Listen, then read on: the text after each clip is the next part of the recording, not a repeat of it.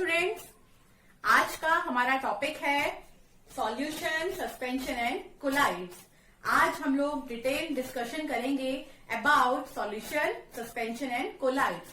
तो जैसे कि आप लोग बोर्ड पे देख रहे हैं, हम लोगों ने 3 बीकर ड्रॉ किए हैं, जिसमें नंबर 1 को मैंने नाम दिया है solution, next one is colloid and the next one is suspension.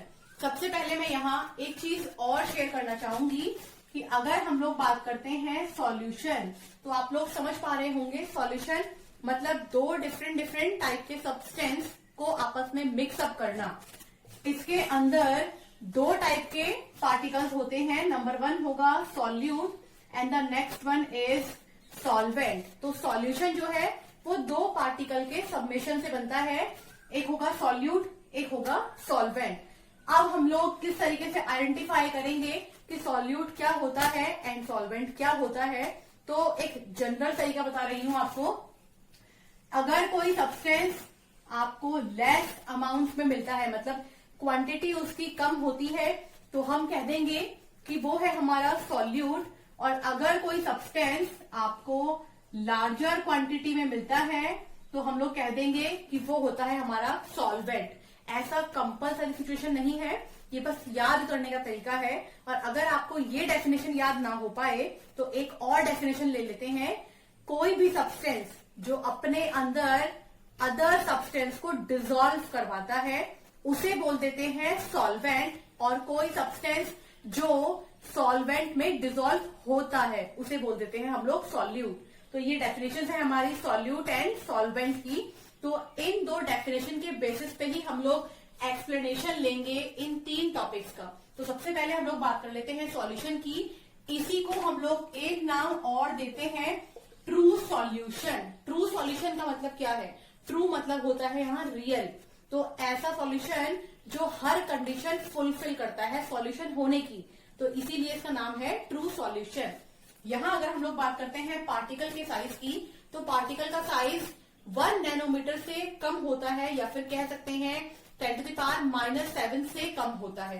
अब यहाँ पर आप देखेंगे हम लोगों को सॉल्वेंट पार्टिकल तो शो हो रहे हैं, लेकिन सॉल्यूट पार्टिकल शो नहीं हो रहे हैं। कि सॉल्यूशन के अंदर सॉल्यूट पार्टिकल इतना अच्छे से डिसॉल्व हो जाते हैं कि वो हम लोगों को नॉर्मल आइस से दिखाई नहीं देते हैं। फॉर एग्जाम्पल हम लोग ले सकते हैं सॉल्ट प्लस वाटर।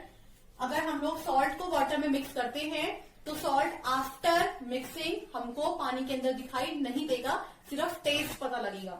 ऐसे ही अगर हम लोग बात कर लेते हैं शुगर प्लस वाटर, तो शुगर भी आफ्टर डिसोसिएशन पानी में हम लोगों को दिखाई नहीं देता है, सिर्फ टेस्ट में चेंज हो जाता है पानी के। तो ये थी बात सॉल्यूशन की। तो सॉल्यूशन को हम लोग सॉल्यूट पार्टिकल जो सॉल्यूशन के अंदर है नॉर्मल आइस से नहीं देख सकते हैं। अब हम लोग नेक्स्ट बात करेंगे पहले सस्पेंशन की।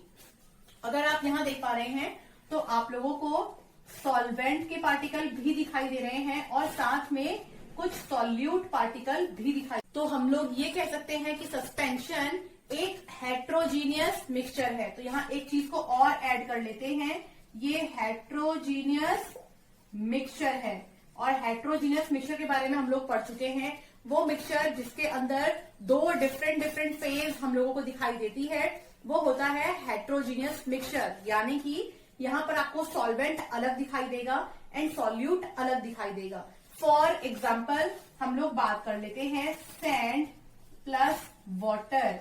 आप लोग कितना ही सैंड को पानी में मिक्स करने की कोशिश कर लीजिए, लेकिन सैंड कभी भी वाटर के अंदर डिसॉल्व नहीं होगी, और थोड़े टाइम बाद आफ्टर प्रेसिपिटेशन वो हम लोगों को नीचे बैठी हुई मिलेगी। तो हम लोग कह सकते हैं कि अलग दिखाई दे रहा है एंड वाटर अलग दिखाई दे रहा है, क्योंकि यहाँ 2 डिफरेंट हम लोगों को डिफरेंट स्टेट मिल रही है। तो हम कहेंगे कि ये एक हेट्रोजीनियस मिक्सचर है। नेक्स्ट पॉइंट हम लोग ये बात कर लेते हैं कि सस्पेंशन में पार्टिकल का साइज कैसा होता है। तो अगर इन तीनों का कंपैरिजन करें, तो सस्पेंशन के अंदर पार्टिकल साइज सबसे ज्यादा होता है as compare to solution and as compare to colloids. तो यहाँ पर पार्टिकल का साइज 10⁻⁵ सेंटीमीटर से भी ज्यादा होता है। And the second one is, यहाँ पर सॉल्वेंट एंड सॉल्यूट हम लोगों को 2 डिफरेंट फेज में दिखाई देते हैं। एग्जाम्पल हमने ले लिया है सैंड विद वाटर। अब हम लोग बात कर लेते हैं कोलाइड्स की। तो अगर हम लोग बात करते हैं कोलाइड्स की, तो कोलाइड का size in between these two होता है। कोलाइड्स जो होते हैं सॉल्यूशन से बड़े पार्टिकल का साइज रखते हैं, वही सस्पेंशन से छोटे पार्टिकल का साइज रखते हैं। यहां आप देखेंगे आप लोगों को सॉल्वेंट भी दिखाई देगा एंड सॉल्यूट भी दिखाई देगा, लेकिन पार्टिकल का साइज थोड़ा छोटा है as compare to suspension and बड़ा है एज कंपेयर टू सॉल्यूशन। अब हम लोग बात कर लेते हैं कि कोलाइड्स जो होते हैं वो किस तरीके की प्रॉपर्टी को शो करते हैं। तो कोलाइड्स की एक यूनिक प्रॉपर्टी ये है कि अगर हम लोग कभी भी कोलाइड्स को पीपीएल, जिसको हम लोग बोलते हैं प्लेन पोलराइज लाइट, अगर हम लोग कभी भी कोलाइड को पीपीएल प्लेन पोलराइज लाइट से पास करते हैं, तो जब ये लाइट इसमें से पास होती है तो कोलाइडल जो पार्टिकल्स हैं, फॉर एग्जांपल ये जो कोलाइडल पार्टिकल्स हैं, ये हम लोगों को मूव करते हुए दिखाई देते हैं जिगजैग मोशन में, जिसे हम लोग ब्राउनियन मोशन भी कह देते हैं। ये पार्टिकल या तो हमें क्लॉकवाइज या फिर हम लोगों को एंटी क्लॉकवाइज मूव करते हुए दिखाई देते हैं। ये एक कैरेक्टरिस्टिक प्रॉपर्टी है कोलाइड्स की कि कोलाइड के जो पार्टिकल्स होते हैं वो मूवमेंट करते हैं PPL light, plane polarise light के अंदर। ये डिफरेंस करता है कोलाइड का सस्पेंशन एंड सॉल्यूशन से। तो ये बात कर ली है हम लोगों ने सॉल्यूशन, सस्पेंशन एंड कोलाइड्स की। एक एग्जांपल और ले लेते हैं हम लोग। अगर हम लोग बात करते हैं कोलाइड्स की, तो कोलाइड्स का एक एग्जांपल हमारा ब्लड भी है, और एग्जांपल ले तो ये एग्जांपल इंक भी है।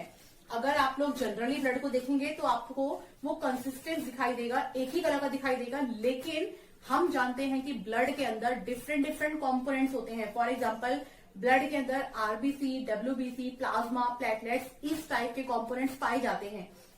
हम लोग उन कंपोनेंट्स को नॉर्मल आई से नहीं देख सकते हैं, लेकिन वहीं अगर हम लोग उनको माइक्रोस्कोप से पास करेंगे तो वो हम लोगों को इजीली दिखाई देंगे। तो हम कह सकते हैं कि कोलाइडल के अंदर जो साइज होता है पार्टिकल का वो बहुत छोटा होता है as compare to suspension, and बड़ा होता है एज कंपेयर टू सॉल्यूशन। अब हम लोग बात कर लेते हैं क्लासिफिकेशन ऑफ कोलाइड्स की, कि कोलाइड्स को हम लोग कितने टाइप से क्लास कर लेते हैं, different type of colloidal solution के बारे में, जो कि आप लोगों को बोर्ड पर दिखाई दे रहे हैं। यहाँ पर पहले हम लोग बात कर लेते हैं what is dispersion phase and what is dispersion medium. तो अगर हम लोग बात करते हैं डिस्पर्जन मीडियम की, तो वो सब्सटेंस जो अपने अंदर डिस्पर्जन फेज को डिसॉल्व कर लेते हैं वो होते हैं हमारे डिस्पर्जन मीडियम, और जो डिसॉल्व हो जाते हैं उन्हें हम लोग बोलते हैं डिस्पर्जन फेज।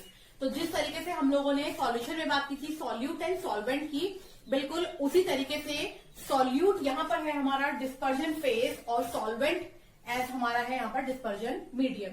तो सबसे पहले हम लोग बात करते हैं सोल की। तो सोल के अंदर डिस्पर्जन फेज रहता है सॉलिड, जो कि डिसॉल्व होता है लिक्विड के अंदर, और एग्जाम्पल है हमारे इंक। इंक को आप ऐसे समझ सकते हैं, इंक एक टाइप की डाई होती है और हमको सॉलिड फॉर्म में मिलती है। अगर हम इसको वाटर में डिसॉल्व करते हैं तो ये हम लोगों को लिक्विड स्टेट। नेक्स्ट हम लोग बात कर लेते हैं starch solution. Starch solution exam के रिगार्डिंग बहुत इंपॉर्टेंट है। यहाँ पर बार बार ये पूछा जाता है कि स्टार्च जो है वो किसका एग्जाम्पल है, सॉल्यूशन या फिर कोलाइड का। तो आपको ध्यान रखना है कोलाइड के अंदर भी ये सोल का एग्जाम्पल है। नेक्स्ट हम लोग बात कर लेते हैं सॉलिड सोल की, जहां पर डिस्पर्जन फेज एंड मीडियम दोनों ही होते हैं solid. For example different types of example Ruby and so on, वो जर्म्स जो ज्वेलरी बनाने में यूज होते हैं वो सारे एग्जाम्पल है हमारे सॉलिड सोल के। नेक्स्ट हम लोग बात कर लेते हैं एरोसोल की। अगर हम लोग बात करते हैं एरोसोल की, एरोसोल अपने आप में दो टाइप का होता है। Number one type solid dissolving gas, जिसका एग्जाम्पल है smoke, and the next one is liquid dissolving gas, जिसका एग्जाम्पल है हेयर स्प्रे। तो आज के बाद आप ध्यान रखिएगा कि हेयर स्प्रे जब बाहर निकलता है तो वो गैस फॉर्म में होता है, लेकिन वो बॉटल के अंदर लिक्विड फॉर्म में होता है। नेक्स्ट हम लोग बात करते हैं इमल्शन की। इमल्शन वैसे तो जनरली एक ही टाइप की यहाँ पर लिखे हैं, लेकिन इनको हम लोग डिस्टिंग्विश कर सकते हैं oil in water and water in oil form में, और जनरली दोनों ही स्टेट हमारे लिक्विड ही होती हैं। एग्जाम्पल है मिल्क या फिर बटर।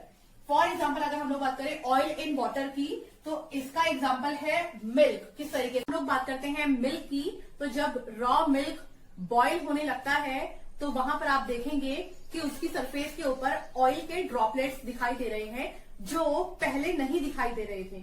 ऐसा इसलिए हुआ क्योंकि हम लोगों ने जब उसे टेम्परेचर दिया तो जो ऑयल पार्टिकल्स वहां फैले हुए थे धीरे धीरे कंबाइन होते जा रहे हैं। और अगर अभी हम लोग उस मिल्क को ठंडा करने के लिए फ्रिज में रखते हैं तो थोड़े टाइम बाद वो आप लोगों को मलाई की फॉर्म में उसकी सरफेस के ऊपर दिखाई देगा। तो ये एग्जाम्पल था हमारा ऑयल इन वाटर। नेक्स्ट हम लोग बात कर लेते हैं एग्जाम्पल वाटर एंड ऑयल की। तो जो कोल्ड क्रीम आप लोग विंटर में यूज करते हैं वो एग्जाम्पल है हमारा वाटर एंड ऑयल का। इसका एक एग्जाम्पल और है बटर। नेक्स्ट हम लोग बात कर लेते हैं फोम की। फोम के अंदर फेज होता है गैस और मीडियम होता है लिक्विड। एग्जाम्पल है सोप बबल। हम लोगों ने सोप सॉल्यूशन एग्जाम्पल लिया था, लेकिन यहाँ एग्जाम्पल सोप बबल है। कितने क्वांटिटी में कितना अमाउंट में सोप बबल्स फॉर्मेशन हो रहे हैं वो हम लोगों को फोम बताता है।